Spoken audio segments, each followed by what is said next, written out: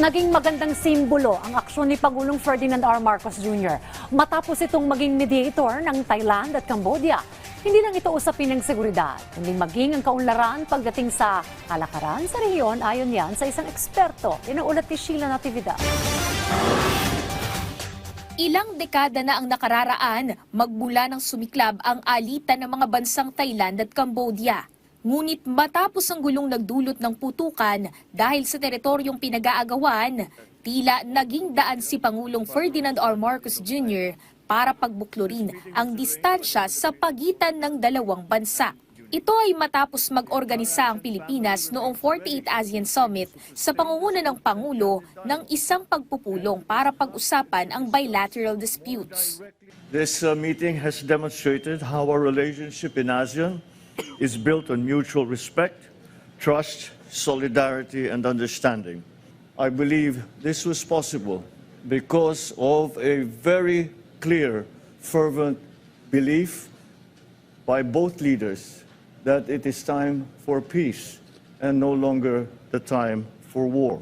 Sa pananaw ng Chief Economist na si Michael Ricafort, may positibong naidulot ang pagiging intermediator ng Pilipinas sa pagitan ng dalawang bansa.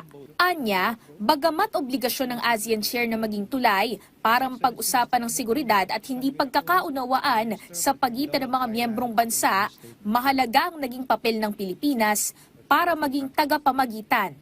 This year, the Philippines is expected to fulfill that role, no? Since it's something that's revolving, something that's change every year. Next year there would be another ASEAN country that would continue and hold on with the leadership on behalf of other ASEAN countries. So, given the high growth and the large market in ASEAN, its influence, especially on economic and on other matters around the world. So this is very important. This would showcase the Philippines also, no, in its role. It would highlight it's really the moment of the country to really shine, so to speak.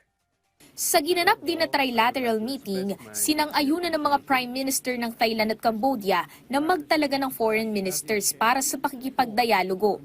Ito ay para maiwasan din ang tensyon at alang-alang na rin sa pagtatatag ng kapayapaan sa ngalan ng mga nasasakupan. Ayon pa kay Ricafort, magandang nagkakaroon ng iisang tindig ang mga lider ng ASEAN. So this is the best venue for the ASEAN leaders to come up with a common stance and the chair of ASEAN to fulfill that, to fulfill the common voice and stance of the different ASEAN countries. Because who else was going to solve that? But, it would be more effective among neighboring countries sharing similar territory and borders, no? Dagdag pa ng ekonomista, makabubuti sa mga bansang sakop ng ASEAN, partikular ang Thailand at Cambodia, na magkaroon ng kapayapaan at seguridad para maiwasan din ang maaaring fallout sa hinaharap.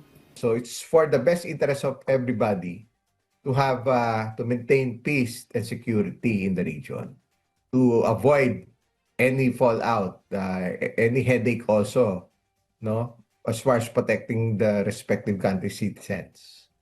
Samantala, bilang coordinator ng ASEAN Observer Team na nagtatala ng mga naging kasunduan sa pagitan ng mga miyembrong bansa ng rehiyon, binigyang diin ni Pangulong Marcos Jr. na nananatiling nakatutok ang Pilipinas para maging tulay sa pag-uusap ng dalawang bansa.